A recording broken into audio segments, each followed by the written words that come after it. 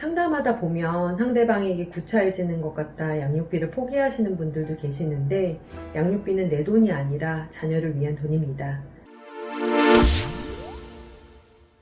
안녕하세요. 법무법인 비전의 정문희 변호사입니다. 최근 상담을 하다 보면 양육비에 대한 관심이 높아졌다는 것을 체감하고 있는데요.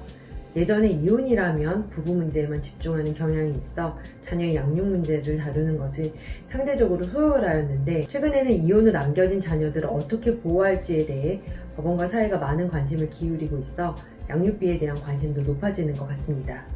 그래서 오늘은 양육비에 대해 많이 주시는 질문을 줄여 이에 대해 답해드리는 시간을 갖고자 합니다.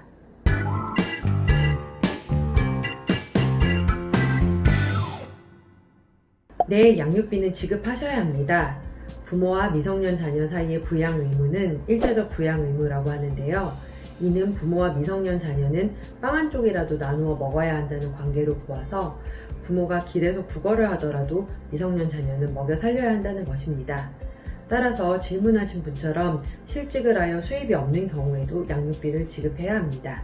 단 이러한 경우 양육비 변경은 가능합니다. 양육비의 경우 당사자 간의 합의나 법원의 심판에 의해 정해지더라도 이후 상황에 따라 증감이 가능합니다.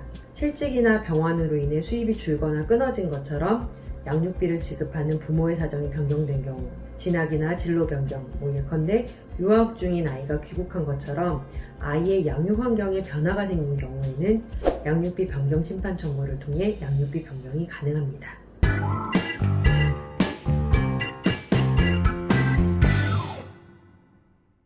네, 마음 아픈 사건이었죠. 성년이 된 자녀의 과거 양육비의 경우에도 원칙적으로 청구가 가능합니다. 부모에게는 미성년 자녀를 공동으로 양육하여야 할 책임이 있고, 부모의 자녀 양육 의무는 자녀의 출생과 동시에 발생합니다. 따라서 특별한 사정이 없는 한 양육자는 비양육자에 대하여 과거 양육비를 청구할 수 있습니다. 물론 무조건 청구할 수 있는 것은 아니고, 가장 중요하게 판단해야 할 부분이 소멸시효가 도과되었는지 여부입니다. 소멸시효가 도과되었다면 청구할 수 없기 때문인데요. 소멸시효 진행 여부는 양육비 청구권이 구체화되었는지 여부에 따라 달라질 수 있습니다. 양육비 청구권이라는 권리는 당사자의 협의 또는 법원의 심판에 의해 구체화되기 전에는 소위 추상적인 법적 지위에 불과합니다. 협의 또는 법원의 심판에 의해 구체화된다는 의미는 양육비의 구체적인 내용이 결정된다는 것으로 이해하시면 편할 것 같은데요. 양육비 청구권이 구체화된 이후에야 소멸시효가 진행되기 때문에 양육비의 협의 또는 심판을 거친 경우 오히려 소멸시효에 의해 양육비를 청구하지 못할 사례도 발생할 수 있습니다. 반면 당사자의 협의 또는 법원의 심판에 의해 내용과 범위가 확정되기 전에는 구체적인 권리의 상태라고 할 수 없어 소멸시효도 진행하지 않습니다. 예전에 협의 이혼을 하는 경우 양육비의 정함이 없는 경우가 많았습니다. 이러한 경우에는 양육비 청구권이 구체화된 것이 아니므로 소멸시효가 진행하지 않습니다. 결국 이러한 경우 양육비에 대한 협의나 법원의 심판을 거쳐야 비로소 양육비 청구권이 발생하고, 이때부터 소멸시효가 진행합니다.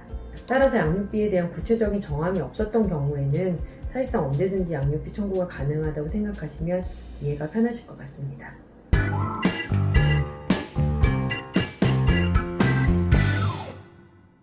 저도 요즘 상담할 때 양육비 받기 어려운 거 아니냐는 질문도 많이 받고 지레 겁먹고 포기하시는 분들도 많이 봤습니다. 하지만 양육비라고 일반 민사채무와 다르지 않습니다.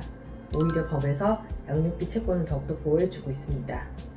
양육비를 지급하지 않는 경우 이를 강제할 수 있는 방법은 크게 세 가지가 있는데, 첫째, 양육비 직접 지급 명령이 있습니다. 양육비 직접 지급 명령은 가정법원을 통해 상대방 급여에서 양육비를 제하고 직접 지급받을 수 있는 방법으로, 이 경우는 상대방이 직장인인 경우에 매우 효과적입니다. 둘째, 담보 제공 명령을 신청하여 일시급 지급 명령을 받는 방법이 있습니다. 이 방법은 상대방이 사업을 하거나 자영업을 하는 경우에 적합합니다. 세 번째로, 이행명령으로 가정법원이 이행할 것을 명하는 방법이 있습니다. 특히 이 이행명령을 지키지 않는 경우 1,000만 원 이하의 과태료 부과나 30일 이내 범위에서 감시에 처할 수 있습니다. 참고로 과태료나 감시에 처한다고 해서 양육비 채무가 감해지지는 않습니다. 간혹 몸으로 때우고 나온다는 나쁜 생각을 하시는 분들도 계시는데, 이건 아주 크게 잘못 생각하고 계시는 겁니다. 가끔 양육비를 피하려고 재산을 빼돌리는 경우도 있는데, 이러한 경우 민사적으로는 채권자 취소권 행사, 형사적으로는 강제집행연탄죄 고소 의 방법이 있습니다. 양육비 못 받고 계신다면 적극적으로 대응하시기 바랍니다.